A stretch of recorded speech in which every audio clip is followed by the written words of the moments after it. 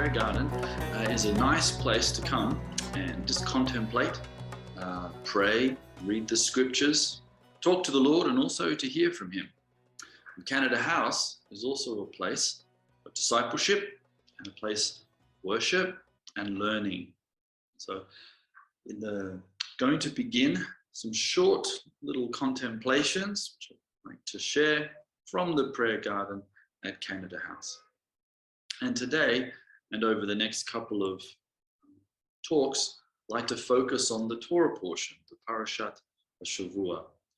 The Jewish people read the Bible in a one-year cycle, and the Bible is divided up into chapter groupings, and each week a little particular piece of the Bible that you're meant to read, contemplate, study, get together with friends and ask questions of, and try and become a better disciple of the Lord.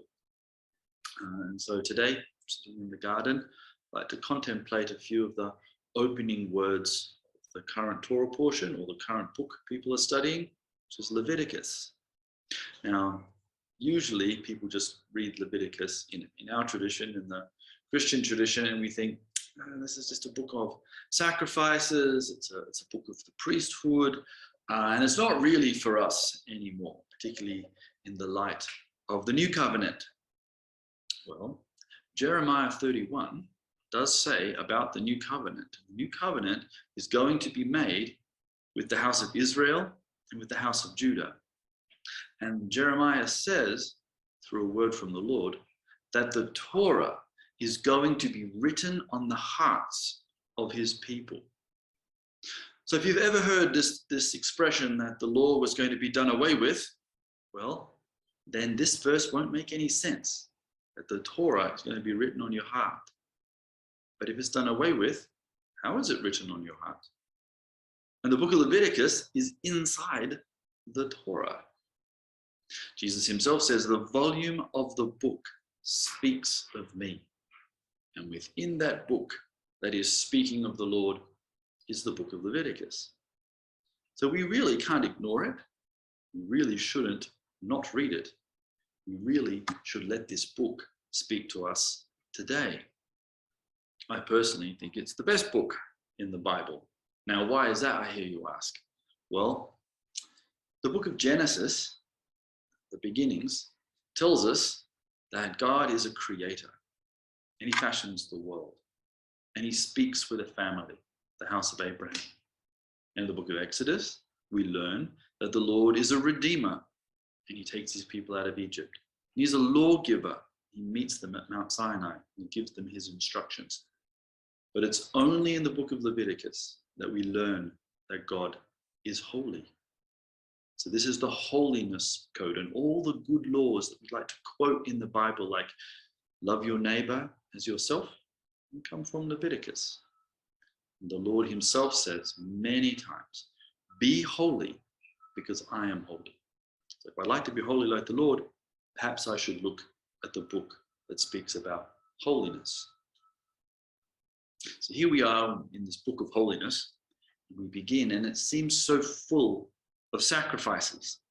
Very, very different to the way we conduct ourselves in the modern period.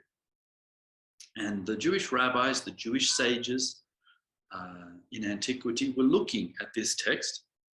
They were contemplating what really is the nature of sacrifices, and how do they apply to us? Because surely, if the Lord really wanted sacrifices, would he not have asked the angels to bring him sacrifices? Interestingly, sacrifices are something that humans do. The thing that I'd like us to contemplate today is one verse from the beginning of the book of Leviticus, chapter 1, verse 2. I'm going to read it in English, then I'm going to read it in Hebrew and retranslate it. Because translation is interpretation. And many times our translators have to choose to translate the words in certain ways.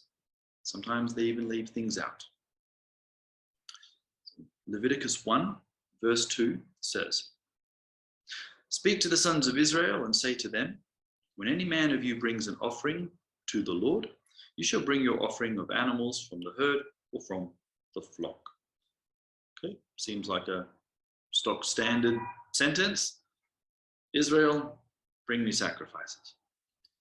Now, here is what the Hebrew says, and it unlocks something mysterious for us in Hebrew. Diber el bnei Yisrael va'amata aleihem. Speak to the sons of Israel and say this to them. Adam ki yikariv michem. A man who would like to sacrifice from them. Michem. This word is not translated in most translations. Korban la'Adonai, a sacrifice to the Lord. Min, from habehema, from the flocks. Min habakar, from the cattle. Or min hatzon, from the sheep. Tak klivu, let them come and sacrifice. Say to the sons of Israel, if a man wants to sacrifice from them, a sacrifice to the Lord. Who's the them? The them, the personal pronoun, is the human, is the Bnei Israel, is the sons of Israel. The first place that you get your sacrifice from is not from the flocks, it's not from the cattle, and it's not from the sheep. The first place that you choose to sacrifice from is from you. What does God actually want from us in the book of Leviticus? He wants us.